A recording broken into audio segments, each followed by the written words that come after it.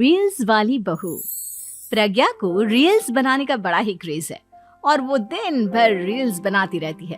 खाते पीते घूमते फिरते घर में कॉलेज में रील्स बनाने के कारण प्रज्ञा पूरे कॉलेज में हाईलाइटेड है।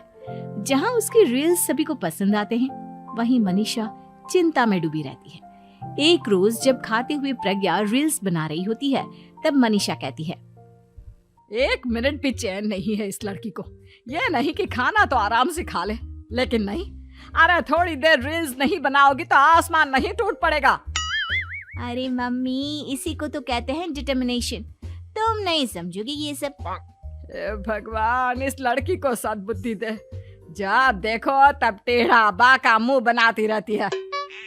मनीषा की बात का प्रज्ञा पर जरा भी असर नहीं होता और वो खाते खाते रील्स बनाती रहती है। दिन बीतने लगते हैं और देखते देखते प्रज्ञा का कॉलेज भी खत्म हो जाता है। आए दिन कोई ना कोई मनीषा को प्रज्ञा की शादी करवाने का सुझाव दे जाता है। सब ठीक ही कहते हैं, प्रज्ञा की शादी कर देनी चाहिए। अपने घर के काम काज में व्यस्त हो जाएगी तो खुद ही ये रील्स और नाच गाना बंद हो जाएगा। मनीषा और प्रेम प्रज्ञा के लिए एक अच्छा लड़का ढूंढने लगते हैं और तभी विकी का रिश्ता प्रज्ञा के लिए आता है, जिसने प्रज्ञा को उसकी रील्स देखकर पसंद कर लिया था। अगले दिन विकी अपने माता पिता के साथ प्रज्ञा के घर पहुंच जाता है और प्रज्ञा साड़ी पहने हाथों में चाय की ट्रे लिए उनके सामने आती है। जब विकी को पसंद है तो हमें भी बहू पसंद है। बहन जी, आप बारात की तैयारी कीजिए। एक बार लड़का लड़की अकेले में बात कर ले तो अच्छा रहेगा। हाँ हाँ, क्यों नहीं। मनीषा विकी को प्रज्ञा के कमरे में भेजती है, जहां प्रज्ञा पहले से ही रील्स बना रही होती है। तभी विकी कहता है, आ गए आपके साजन जी। हमारे साथ ये रील्स कंप्लीट करती तो और भी अच्छा रहता। अच्छा जी, अब आ ही गए हैं तो बना ही लेती हूँ आपके साथ। दोनों मिलकर रील्स बनाते हैं।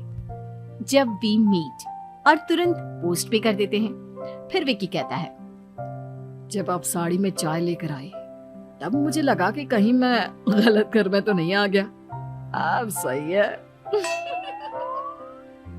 दोनों की शादी पक्की हो जाती है और शादी के दिन भी प्रज्ञा रील्स बनाने से चूकती नहीं।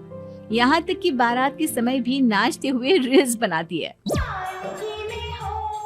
सभी लोग प्रज्ञा की तारीफ के पुल बांध देते हैं और प्रज्ञा नाचती गाती अपने ससुराल चली जाती है। सब कुछ अच्छा चल रहा होता है। प्रज्ञा यहाँ भी दिन भर हर चीज की रील्स बनाती रहती है। लेकिन कुछ दिनों के बाद जब सुनीता कहती है, बहू, ये रील्स के साथ साथ कुछ काम भी कर लिया करो। वैसे तुझे और क्या क्या बनाना आता है? मम्मी जी, वैसे तो सब कहते हैं कि मैं सब कुछ अच्छा बनाती हूँ, लेकिन मुझे लगता है कि मैं मैगी अच्छा बना लेती हूँ। हाँ, कॉफी भी अच्छा बना लेती हूँ और मुंह तो सबसे अच्छा बना लेती हूँ। हैं? अच्छा अच्छा। सुनीता अपना माथा पकड़ लेती है और कहती है, बहू, कुछ खाना बनाना भी सीख लेती। मम्मी जी, मैं लंबी प्लानिंग कर रही हूँ। जल्दी ही मैं इतनी फेमस हो जाऊंगी कि मुझे पैसे मिलने लगेंगे। हम दोनों सास बहू राज करेंगे, राज। नौकर काम करेंगे और लोगों की तो लाइन लगेगी हमसे मिलने के लिए। तेरा दिमाग खराब हो गया है क्या बहू? हंसी मजाक तक ठीक है, लेकिन इस तरह घर नहीं चलते। जितना जल्दी हो इस घर के तौर तरीकों को सीख लो। प्रज्ञा मुंह घुमाकर चली जाती है और तुरंत उसी वक्त एक रील बनाती है। ये देख सुनीता का गुस्सा 7वें आसमान पर चला जाता है और विकी के घर आती ही सुनीता उसे सब कुछ बताती है। विकी भी अब प्रज्ञा की इन हरकतों से परेशान हो जाता है। तुम टेंशन मत लो मम्मा, मैं देख लूंगा। विकी कमरे में जाता है तो देखता है कि प्रज्ञा रील्स बना रही है। विकी बड़े ही प्यार से प्रज्ञा से कहता है, प्रज्ञा, इन सब के लिए मैं तुम्हें मना नहीं कर रहा हूँ, लेकिन फिर भी हर वक्त तो ये अच्छा नहीं लगता ना। समझने की कोशिश करो, मुझे भी तुम्हारा थोड़ा वक्त चाहिए। मैं जब ऑफिस से आता हूँ तो मुझे समय देने की जगह इसी में लगी रहती है। तुम ज्यादा ही सोच रहे हो। तुम भी मेरे साथ रील्स बनाओ ना, तुम्हें भी बहुत अच्छा लगेगा। तुम्हें इज्जत से कोई बात समझ में नहीं आती क्या? दिमाग खराब हो गया है तुम्हारा इस चकाचौंध से। अगर तुमने अपना रवैया नहीं बदला तो मैं तुमसे दूर चला जाऊंगा। तुम ही रिश्ता लेकर आए थे, मुझे लड़कों की कमी नहीं थी और ना आज है। विकी दरवाजा पटककर चला जाता है। धीरे धीरे विकी प्रज्ञा से दूर होता जाता है। एक रोज मनीषा प्रज्ञा के ससुराल उससे मिलने जाती है। तब सुनीता उससे कहती है, बहन जी, अब आई हैं तो कुछ दिन यहाँ रहकर जाइएगा, आप ही का घर है। हाँ मम्मी, बहुत दिन हो गए तुम्हारे साथ एक भी रील नहीं बनाई मैंने। प्रज्ञा तुरंत अपने फोन में रील्स ऑन कर लेती है। ये सब मुझसे नहीं होता। तेरा ये भूत अभी तक नहीं उतरा क्या? बहन जी, आप कुछ कहती नहीं क्या इसे? जब आप ही कुछ नहीं कर पाई तो मैं कर ही क्या सकती हूँ। सास तो वैसी ही बदनाम है। शाम को घर की लाइट चली जाती है और मनीषा प्रज्ञा से कहती है, मेरे घुटनों में बहुत दर्द हो रहा है, तू लाइट का कुछ इंतजाम करना बेटा। अच्छा, कैंडल जला देती हूँ मम्मा। प्रज्ञा गाते हुए कैंडल जलाती है और खिड़की के पर्दे के पास रख देती है। मनीषा, जिसे बहुत दर्द हो रहा है, वो सो जाती है और प्रज्ञा हमेशा की तरह अपने रील्स में लग जाती है। उधर कैंडल की वजह से पर्दा आग पकड़ लेता है और मनीषा के कमरे में आग लग जाती है। बचाओ, कोई है, बचाओ। सभी भागते हैं और विकी कमरे की आग बुझाने में लग जाता है, लेकिन तब तक मनीषा आधी जल चुकी थी। मनीषा की हालत देख प्रज्ञा रोने लगती है।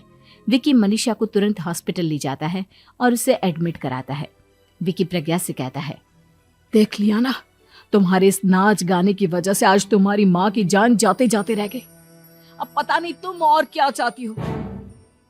उधर डॉक्टर कहते हैं, इनकी हालत बहुत नाजुक है, आधे से ज्यादा जल चुकी है। प्रज्ञा रोती हुई मंदिर में जाती है और भगवान के आगे जाकर कहती है, भगवान, मेरी माँ को ठीक कर दो। मैं कसम खाती हूँ, हाथ से ये रील्स बनाना छोड़ दूंगी। बस मुझे मेरी माँ वापस मिल जाए। 2 दिन बीत जाते हैं और मनीषा खतरे से बाहर आ जाती है। पेशेंट अब ठीक है, आप लोग उनसे मिल सकते हो। सब कोई मनीषा से मिलता है और प्रज्ञा सबके सामने अपना फोन तोड़ देती है। मुझे माफ कर दो मम्मा, मैंने तुम लोगों की बातों को नजरअंदाज किया। बेटा, कोई भी चीज जरूरत से ज्यादा खराब है। मैंने तुम्हें रील्स बनाने से कभी मना नहीं किया, लेकिन हर वक्त एक ही चीज तो सही नहीं है। मैं समझ गई हूँ मम्मा, आई एम सॉरी। प्रज्ञा उस दिन से रील्स बनाना छोड़ देती है और पूरी तरह से अपने घर में लग जाती है।